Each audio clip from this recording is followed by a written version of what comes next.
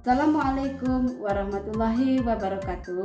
Hai pelajar hebat, kembali lagi bersama saya Ibu Riani Ningsih dari instansi SMP BP Al-Khalidiyah akan memaparkan materi tentang sistem komputer dengan subtema memahami perangkat komputer, yaitu hardware, software, dan brainware.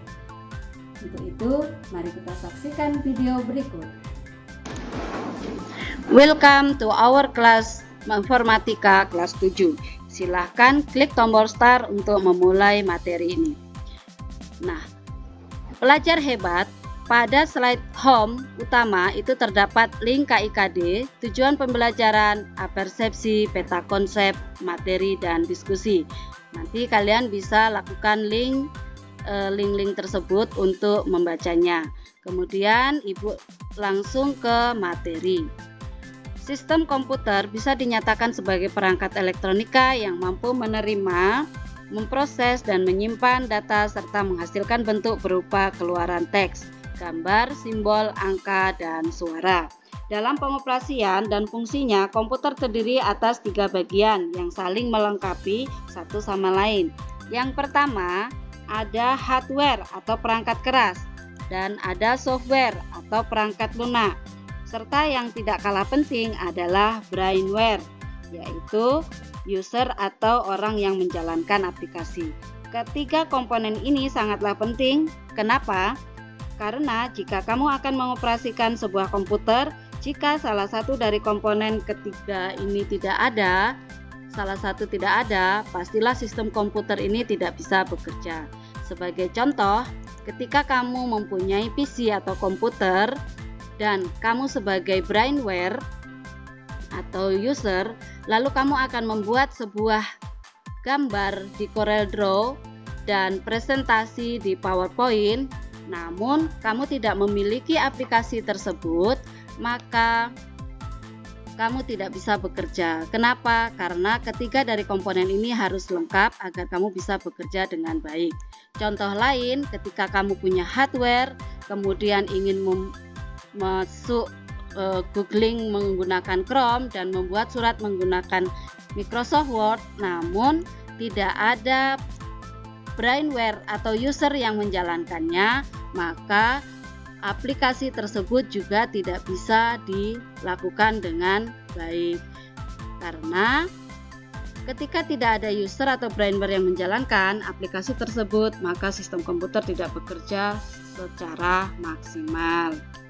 Jadi bisa dipahami bahwa ketiga komponen harus ada: hardware, software, dan brainware. Nah, pada pertemuan kali ini saya akan lebih menjelaskan tentang hardware. Hardware yaitu perangkat komputer yang memiliki wujud fisik yang nyata, dapat disentuh atau dipindahkan. Terdapat 4 komponen, yaitu input device, proses, output device, dan storage.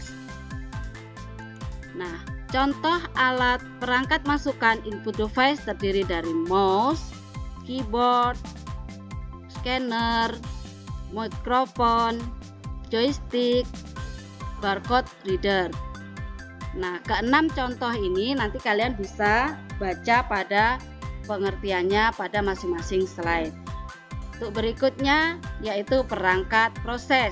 CPU adalah suatu alat di mana instruksi-instruksi program diproses untuk mengolah data yang sudah dimasukkan lewat alat input dan hasilnya akan ditampilkan pada alat output.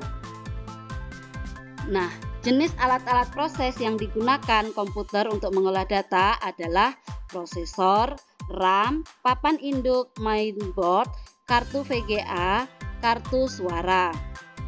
Nah, pada papan motherboard atau mainboard terdapat chip yang di dalamnya yaitu berisikan prosesor. Inilah yang dinamakan otaknya komputer sebagai pemroses data. Berikut adalah perangkat keluaran, input device, perangkat yang menyajikan informasi dari komputer yang bisa berupa tampilan di layar monitor, gambar tercetak, suara yang dihasilkan oleh speaker, dan lainnya. Contoh, di sini ada monitor, kemudian ada printer, speaker, LCD, proyektor. Berikutnya, terdapat piranti penyimpanan sekunder atau disebut dengan storage device, di mana tempat penyimpanan data elektronik yang bersifat permanen. Data yang disimpan pada penyimpanan sekunder dapat bertahan lama dan dapat dimanfaatkan oleh penggunanya saat dibutuhkan. Contoh, ada hard disk, ada SSD, flash disk, compact disk, dan memory card dan cloud storage. Nah, penyimpanan awan yang saat ini sudah ada penyimpanan modern, yaitu penyimpanan awan adalah model layanan di mana data ditransmisikan dan disimpan pada sistem penyimpanan jarak jauh. Contoh penyimpanan data di Google Drive. Berikut tugas kelompok, masalahnya adalah kelompokkan masing perangkat berdasarkan input device, output, proses, dan storage. Nah, kita bisa lihat hasil diskusi berikut. Nanti kalian jika ingin melihat hasil diskusinya, silahkan tombol play pada video berikut. Demikianlah materi ajar tentang sistem komputer, terutama tentang pengenalan hardware. Terima kasih kalian sudah mengikuti video ini. Semoga ada pembelajaran dan ilmu yang bisa kalian dapatkan dari video pembelajaran yang saya buat. Berikutnya saya akan membuat video tentang pengenalan software. Jadi tetap ikuti pembelajaran ini. Untuk kalian pelajar hebat, teruslah belajar dan mari kita sukses bersama. Wassalamualaikum warahmatullahi wabarakatuh.